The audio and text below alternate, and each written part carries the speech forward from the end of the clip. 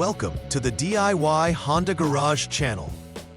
The DTC B1127 refers to a malfunction in the driver's door key cylinder switch input circuit.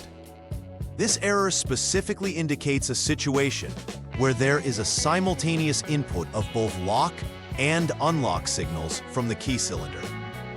It's essential to understand that the driver's door key cylinder switch plays a critical role in the vehicle's locking system, as it directly affects the lock and unlock functionality of the driver's door.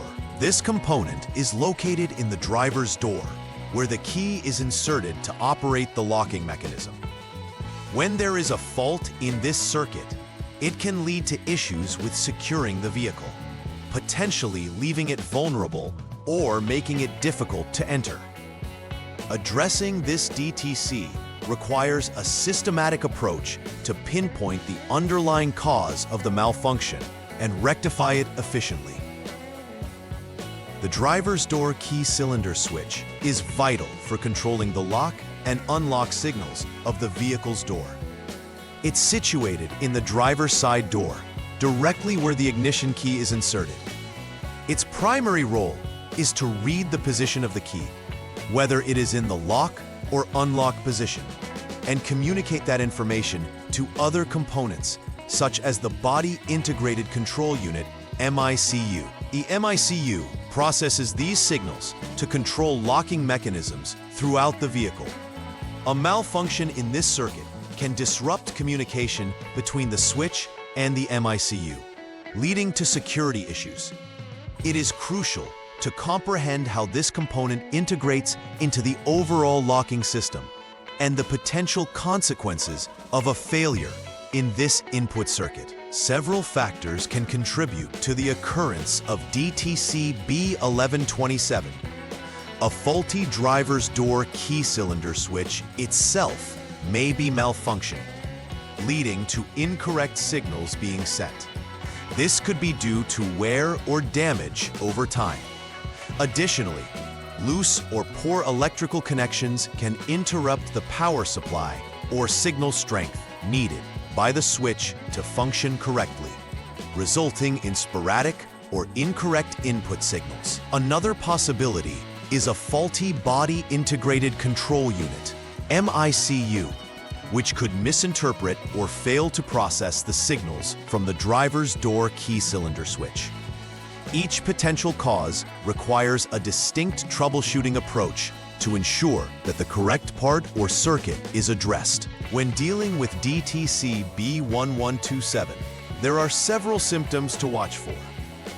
Most notably, you may experience inconsistent behavior from the locking and unlocking system, which can lead to confusion while trying to secure the vehicle. In some cases, dashboard warning lights may become illuminated, alerting the driver to a potential issue with the locking mechanism. Additionally, the key cylinder itself might feel unusually stiff, sticky, or completely unresponsive, indicating internal failure. Such symptoms not only impact the security of the vehicle, but also affect overall convenience for the driver. It is essential to recognize and document these symptoms, as they can provide invaluable insight during the troubleshooting process. The first step in troubleshooting DTC B1127 involves using the Honda Diagnostic System, HDS, to clear any existing diagnostic trouble codes, DTCs. This initial action ensures that any past issues are reset and that you start with a clean slate. After clearing the codes, turn the ignition switch to the lock position and then back to the on position. Following this, insert the ignition key into the driver's door key cylinder switch and turn it to both the lock and unlock positions a total of 10 times. This procedure is essential for recalibrating the switch and preparing the system for further diagnostics. By doing this, you may eliminate certain intermittent issues that could trigger the DTC without any underlying faults. After performing the key cycling procedure, the next step is crucial to determine if DTC B1127 still persists. use the Honda Diagnostics System, HDS, to check for any new DTCs. If DTC B1127 appears again, it indicates a recurring issue that needs addressing. On the contrary, if it does not show up, it suggests that the driver's door key cylinder switch system is functioning properly at that moment. However, if the DTC does not reappear, it does indicate an intermittent failure, and you should thoroughly inspect for loose or poor connections that could affect signal transmission. This step is key in narrowing down whether the issue is currently present or simply a transient failure. In the third troubleshooting step, you will utilize the HDS again to select the keyless transmitter function. This allows you to access the data list, which provides real-time feedback of the switch positions. Checking the on-off information for both the driver's door key cylinder switch lock and driver's door key cylinder switch unlock is vital.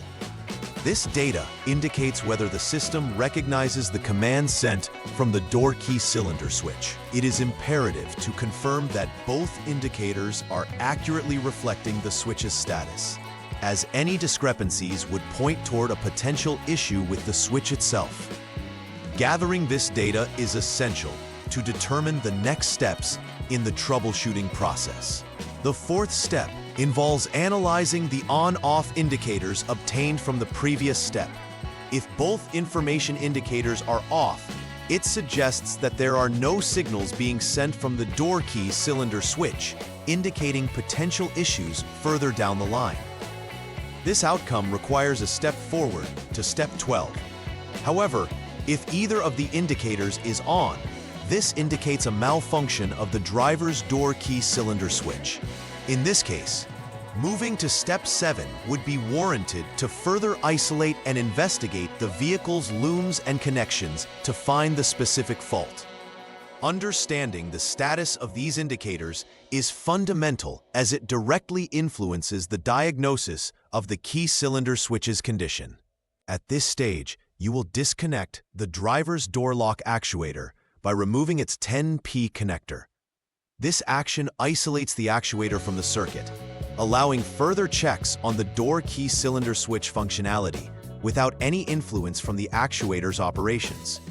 You will then perform the same check for on-off information from the driver's door key cylinder switch, similar to previous checks. If both indicators are off again after disconnecting the actuator, it typically points to a faulty driver's door key cylinder switch. Consequently, replacing the driver's door latch may be necessary, as this assembly includes the switch.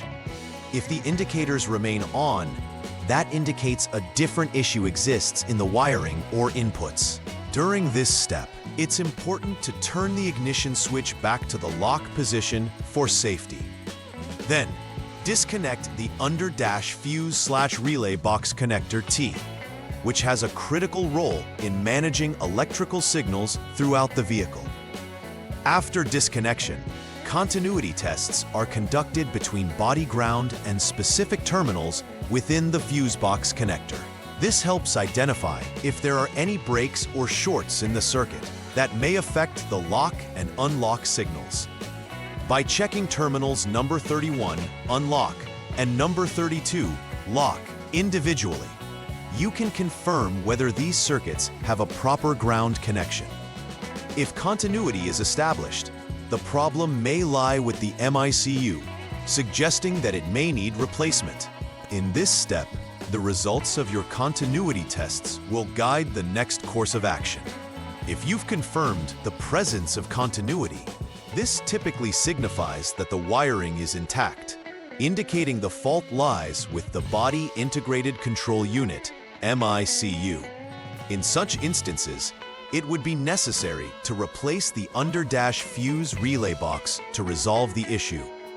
If continuity is not present between any of the tested terminals, it suggests that there is a break in the wiring or a connection issue that needs to be investigated further. This step is critical in isolating whether the MICU is functioning properly or if other wiring harness issues need to be addressed. The outcome here will dictate whether you move towards replacing components or if further diagnostics are needed. After any repairs have been made regarding DTC B1127, the final verification step is crucial in confirming the effectiveness of the work done. Start by testing the lock and unlock functions on the driver's door to ascertain that both functionalities are returning to normal without any inconsistencies. Next, use the Honda Diagnostic System, HDS, to check for any new DTCs.